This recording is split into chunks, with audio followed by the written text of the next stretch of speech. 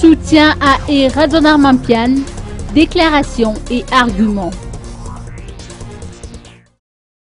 Des irrégularités ont été constatées lors du vote à l'Assemblée nationale sur l'accusation aux fins de déchéance du président.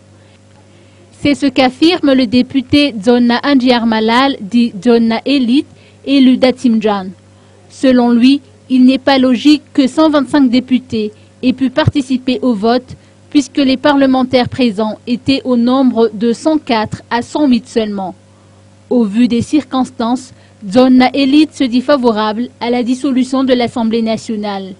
Et puis normalement, le nombre et la liste des votants auraient dû être dévoilés avant la publication des résultats, a-t-il souligné. Tunja Raza évoque même une falsification des signatures au cours de ce vote. Ces députés, qui s'alignent derrière le président Eradon Armampian, estiment que leurs confrères se sont engagés dans cette procédure de déchéance pour protéger leurs intérêts personnels et politiques. D'un côté, l'alliance Ambudvoun et la mouvance Ravalman ne veulent pas attendre les élections présidentielles de 2018. Et de l'autre, certains députés refusent l'idée que les affaires de trafic de bois de rose parviennent à la chaîne pénale, selon les explications de Rive Jean Bosco, député de la Languine.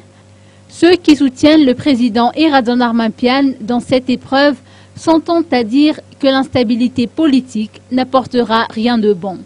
D'ailleurs, le dernier mot revient toujours à la Haute Cour constitutionnelle.